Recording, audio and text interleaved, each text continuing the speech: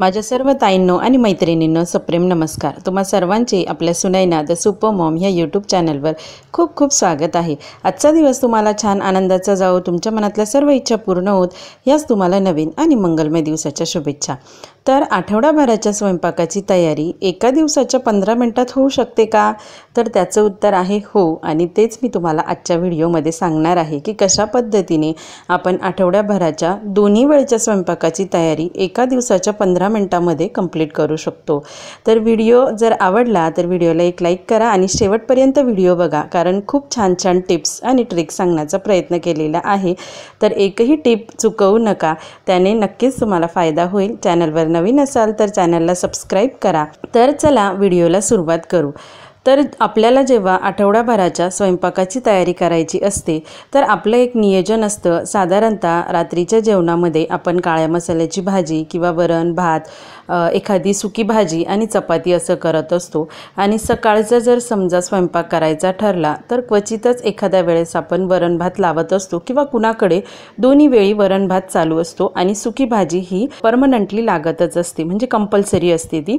तर त्यासाठी आपला जो मसाल्याचा डबा आहे तो फुलफिल असला पाहिजे। म्हणजे आठवड्यातला एक कुठल्याही वारी ज्या दिवशी आपल्याला मोकळा वेळ असेल तर त्या दिवशी आपण हे 15 ते 20 मिनिटं काढू शकता। तर त्यासाठी काय करायचं, आपल्या मसाल्याच्या डब्यामध्ये बघायचं की मिरची, हळद, धने पावडर, जिरे, मोहरी किंवा एखादा मसाला आपण त्याच्यामध्ये ॲड करून ठेवत असतो। तर वेळेवर काय होतं, जेव्हा ह्या छोट्या डब्यांमधले किंवा छोट्या वाट्यांमधल्या मसाले जिरे मोहरी कमी पडतात ना, तर त्यावेळेस आपल्याला पुन्हा आपल्या स्टोरेजमध्ये जाऊन ते बरणी उघडून त्या डब्यातून पुन्हा आपल्याला ती वस्तू काढाव्या लागतात, त्या फिलअप कराव्या लागतात। त्याच्यामुळे ना आपला वेळ हा वाया जात असतो आणि आपल्याला उशीर होत असतो, कारण सकाळची वेळ ही घाईची वेळ असते आणि घाईच्या वेळेमध्ये जेवढं पटपट आपल्याला वस्तू हाताशी असल्या तेवढा पटकन आपला स्वयंपाक होत असतो। तर त्यासाठी आठवड्यातून एक दिवस आपण असा ठरवायचा की ज्या दिवशी आपण सगळं आपल्या डब्यांमध्ये काही रिकामं झालं असेल किंवा सब स्टोरेज आपण करून ठेवत असतो। म्हणजे समजा मिरचीचा मोठा डबा, त्याच्यानंतर छोटीशी मिरची वापरायपुरती आपण काढून घेतो आणि त्या वापरायच्या मिरचीमधून आपण ह्या मसाल्याच्या डब्यामध्ये मिरची काढत असतो। तर हे जे सब डबे असतात आपले, तर ते भरून ठेवायचे। त्यानंतर आपल्या मसाल्याचा डबासुद्धा व्यवस्थित भरून ठेवायचा की जेणेकरून आपल्याला स्वयंपाक करताना काही अडचण यायला नको। असं जर आपण केलं नाही तर मग स्वयंपाकाच्या वेळी प्रत्येक गोष्ट घेण्यासाठी आपल्याला ट्रॉलीमध्ये वाकून आणि मग ती गोष्ट घ्यावी लागते आणि मग आपल्याला वाकून वाकूनही सारखा कंटाळा येतो आणि मग स्वयंपाकाचा मूडही आपला जातो। त्यानंतर हे सर्व आपण जेव्हा फिलअप करू ना, तर त्यावेळेस आपल्याजवळ काही गोष्टी जर उरल्या असतील तर किंवा महिन्याचा जर शेवटची तारीख असेल, म्हणजे 25 ते 30 तारखेच्या दरम्यान जर आपण हे करत असू तर आपल्याजवळ किती स्टोरेज आहे किंवा आपल्याला किती वस्तू आणायच्या आहे याच्याप्रमाणे तुम्ही एखादी यादी पण करू शकता। आणि ही यादी ना तुम्ही कुठेही लावू शकता, तुमच्या फ्रीजला लावू शकता किंवा तुमच्या किचन टाईल्सवर जो तुमचा सर्व्हिस काउंटर टॉप असतो त्याच्या टाईल्स असते त्याच्यावर सुद्धा तुम्ही चिपकवून ठेवू शकता आणि त्यानुसार तुम्ही महिन्याचा किराणासुद्धा ॲडजस्टमेंट करू शकता। तर कशा प्रकारे, त्यासाठी आपला एक व्हिडिओ सेपरेट मी काढलेला आहे, हवा असल्यास त्याची लिंक मी तुम्हाला डिस्क्रिप्शन बॉक्समध्ये देईल। तुम्ही चेक करा की कशा पद्धतीने महिन्याचा किराणा आपल्याला कमी पडला नाही पाहिजे, पण व्यवस्थित भरला पण गेला पाहिजे आणि आपली बचत पण झाली पाहिजे। त्यानंतर दुसरी महत्त्वाची टिप म्हणजे बऱ्याच वेळा काही कालवणांना किंवा भाजीला आपल्याला खोबरं लावावं लागतं, बरोबर आहे। तर ते पावसाळ्यामध्ये खोबरं आणतो तर त्यावेळेस ते खोबरं थोडंसं त्याला बुरशी वगैरे लागण्याचा, ते खोबरं खौट वगैरे होण्याचा आपल्याला त्रास असतो। तर त्यासाठी काय करायचं, खोबरं हे फ्रीजमध्ये ठेवायचं आणि जेव्हा केव्हा तुम्हाला वेळ असेल त्यावेळेस ते फ्रीजमधून काढून घ्यायचं आणि त्यानंतर आपल्या गॅसवर थोडंसं गरम करायचं। गरम केल्यानंतर थोडंसं नॉर्मल आपल्याला हातात पकडता येईल एवढं झालं की त्याचे मग छोटे छोटे काप करायचे। मग आता हे काप तुम्ही किसनीने करू शकता किंवा तुम्हाला जर कम्फर्टेबल असेल तर तुम्ही चाकूने पण करू शकता। पण जर आपण बटाटे सालायच्या किसनीने जर केले तर त्याचे कापही छान होतात आणि ते आपल्याला आहे ना उपयोगी पण येतात। आणि दुसरी महत्त्वाची गोष्ट, ह्या कापापासून आपण खोबऱ्याचा किससुद्धा करू शकतो मिक्सरमध्ये, की जो आपल्याला काही दिवस स्टोअरसुद्धा करता येऊ शकतो अगदी व्यवस्थितपणे। फक्त जेव्हा कधी आपण खोबरं फ्रीजमधून बाहेर बाहेर काढू त्यावेळेस त्याला थोडंसं गॅसवर गरम करायचं। आणि दुसरी महत्त्वाची गोष्ट, जर खोबरं खूपच खराब असेल, कारण आता पावसाचे दिवस आहे, कधी दुकानातून आणल्यानंतरच थोडंसं काळवंडलेलं किंवा हिरवट बुरशी लागलेली असते, तर हे जे खोबरं आहे ते थोडंसं तुरटीचं पाणी करायचं, म्हणजे आपलं फिल्टरचं पाणी असतं ते घ्यायचं एका वाटीमध्ये, त्याच्यामध्ये तुरटीचा खडा जो असतो तो 7-8 वेळेस फिरवायचा आणि मग ते तुरटीच्या पाण्यामध्ये हे खोबरं जे असतं ते आतून व्यवस्थित स्वच्छ करायचं। स्वच्छ केल्यानंतर जर ऊन असेल तर ठीक, नसेल तर पुन्हा गॅसवर हे खोबरं भाजायचं आणि त्यानंतर याचे काप करून मग आपण हे आठवडाभर आपल्याला काळ्या मसाल्याची भाजी करायची असेल तर त्यासाठीही वापरू शकतो। किंवा कुणी ना उडदाची डाळ म्हणा किंवा दुसऱ्या ज्या डाळी करतात ना, मिक्स डाळी वगैरे ज्या करतात ना त्याचं वरण, तर त्याच्यासाठी पण खोबरं वापरतात। तर आपल्याला हे आयतं मिळतं आणि तेवढा आपला जो टाईम असतो तो सेव्ह होत असतो। तर आता मी माझ्यासाठी बघा 1 वाटीभर आठवडाभराचं खोबरं किसून ठेवलेलं आहे, कारण जेवढं आपल्याला शक्य होईल तेवढंच करायचं, उगाचच हात दुखवायचे पण कामं करायचे नाही। त्यानंतर अजून महत्त्वाची गोष्ट जी आपल्याला आठवडाभर स्वयंपाकासाठी लागत असते, म्हणजे आपल्याला जर कधी गोड वरण करायचं असेल, गोड आंबट वरण आपण करत असतो, त्यानंतर जर आपल्याला कधी चहा प्यावासा वाटला, गुळाचा चहा प्यावासा वाटला किंवा आपल्याला गुळाची लापशी करायची असली रवा वगैरे भाजून, तर शिरा आपण करत असतो, गोड शिरा पण गुळाचा करायचा असला तर त्यासाठी ना आपल्याला गुळ हवा असतो, बरोबर आहे। किंवा कुणाला ना सवय असते की जेवण झालं की गुळाचा खडा तोंडामध्ये टाकायचा, जसं की माझ्या मिस्टरांना सवय आहे। तर त्यासाठी ना प्रत्येक वेळी आपल्याला तो गुळ त्या डब्यामधून काढणं, त्याच्यानंतर तो किसायचा किंवा तो बारीक त्याचे तुकडे करायचे आणि नंतर मग तो वापरायचा, तर ह्या सगळ्या प्रोसेसमध्ये ना 5 ते 7 मिनटं कशीही जातात।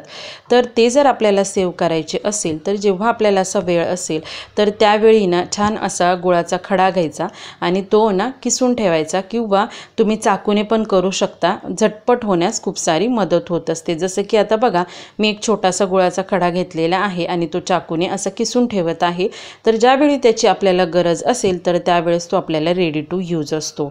त्यानंतर अजून सगळ्यात महत्त्वाची गोष्ट म्हणजे की जे आपल्याला स्वयंपाकामध्ये फार उपयोगी असतं, म्हणजे जेव्हा आपण आहे ना आठवड्याचा भाजीपाला भरत असतो आणि आता पावसाळ्याचे दिवस आहे, जर आपण ना हिरवा पालेभाज्या आणल्या ना तर त्या आतमध्ये ना थोड्याशा अशा ओलसर असतात आणि ना त्या खराब पण कधी होतात। तर मग त्याच्याऐवजी बेस्ट वे आपण काय करतो, घरामध्ये कडधान्य वगैरे जर असेल तर ते करण्याचं प्लॅन करतो, पण ते करताना काय होतं, कधी एखाद्या वेळेस भाज्या आणल्या की आपण हे कडधान्य वगैरे भिजत घालत नाही आणि मग वेळेवर काय करू असा विचार करतच आहे ना आपला वेळ निघून जातो, स्वयंपाकाला डिले होऊन जातो। तर त्याऐवजी काय करायचं, आता माझ्याजवळ ना मठ आहे, हिरवे वाटाणे आहे, काबुली चणे आहे, अख्ख्या हरभरे आहे, तर हे ना ज्या दिवशी आपण हे सर्व करू ना तर त्या दिवशी भिजत घालून ठेवायचं। भिजत घालून ठेवलं ना तर मग ज्या दिवशी आपल्याला करायचे आहे तर त्या दिवशी आपल्याला लगेचच ते करायला मिळतात। एखाद्या दिवशी भाजी नसली तर आपण हुसळच करतो, त्यानंतर किंवा एखादी अख्खे वाटाण्यांची हुसळ करतो किंवा अख्ख्या हरभऱ्यांची जी सुकी हुसळ म्हणतो ना आपण तशी करू शकतो। तर ते ना खायला पण चविष्ट लागतात आणि ना काहीतरी वेगळं म्हणून सुद्धा जेवणाचा आहे ना स्वाद वाढवण्यास मदत होते। त्याचप्रमाणे ना काही चटण्या वगैरे ज्या असल्या ना तर त्या करून ठेवायच्या, जसं की शेंगदाण्याची चटणी किंवा तिळाची चटणी, खोबऱ्याची चटणी, ह्यासुद्धा जर आपण करून ठेवल्या ना तर ह्या अशा काही उसळ ज्या आहेत त्या जर केल्या तर त्याच्याबरोबर तोंडी लावायला ना आपल्याला खूप उपयोगात येतं आणि त्यामुळे ना जेवणाची टेस्ट आणि लज्जतही वाढते। तर आहे ना त्यासाठी हे कडधान्य हे जे आहे ते भिजत घालायचे, म्हणजे आपला जो स्वयंपाकाचा ताण असतो, एखाद्या दिवशी स्वयंपाकाच्या मेनूमध्ये जसं कोणी आठवडाभराचं प्लॅनिंग करत असतं, पण मग त्या प्लॅनिंगमध्ये ना एखाद्या वेळेस एखादी भाजी जर नसली तर आयत्या वेळे आपल्याला लगेचच ह्या भाज्या रेडी असतात आणि आपण स्वयंपाक करू शकतो आणि आपला वेळही वाचू शकतो। आणि शक्यतो आपल्याला जर असं वाटत असेल की आपला वेळ वाचला पाहिजे तर त्यासाठी ना आठवडाभराचं मील प्लॅनिंग आपण केलं पाहिजे। जसं मी हे जे करते आहे ते प्री प्लॅनिंग झालं,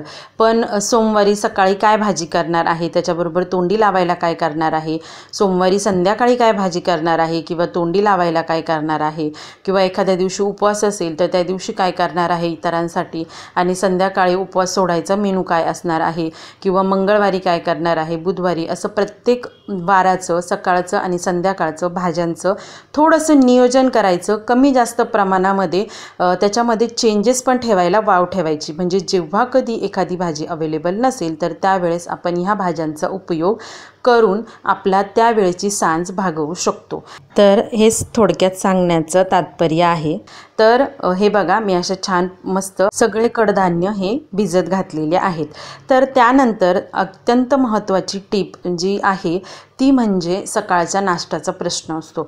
तर काय होतं, कधी कधी आपण पोहे बनवतो, उपमा बनवतो, पण रोज रोज पोहे, उपमा, गोड शिरा हे खाऊन आपल्याला कंटाळा येतो।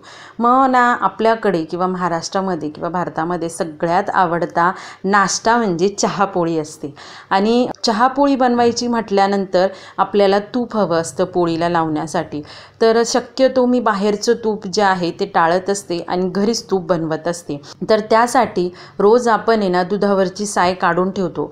तर ती सायसुद्धा आपण काढून ठेवतो, पण कधी कधी 10 दिवस, 12 दिवस, 15 दिवस पण उलटून जातात, पण मग आपण त्या साईपासून तूप काढत नाही आणि आपल्याला मग आहे ना कधी कधी कंटाळा येऊन जातो। आणि मग एवढ्या मेहनतीने साठवलेल्या त्या साईवर बुरशी यायला लागते आणि मग आपल्याला मन नसताना सुद्धा ती साय फेकून द्यायची वेळ येते। तर ज्यावेळी आपण हे प्री प्लॅनिंग करू ना, तर त्यावेळेसच त्या साईपासून आहे ना तूप काढून ठेवायचं, गावठी तूप, की ज्याच्यामुळे आपण ते पोळीला लावू शकतो किंवा वरणामध्ये यूज करू शकतो। वरण भात खाण्यासाठी किंवा खिचडी खाण्यासाठी सुद्धा आपण त्या गावठी तुपाचा उपयोग करू शकतो। तर बघा, तर ही जी प्री प्लॅनिंग आहे ना, असं काही नाही की त्याला आपण सेपरेट असा वेळ दिला गेला पाहिजे, असं काही नाही।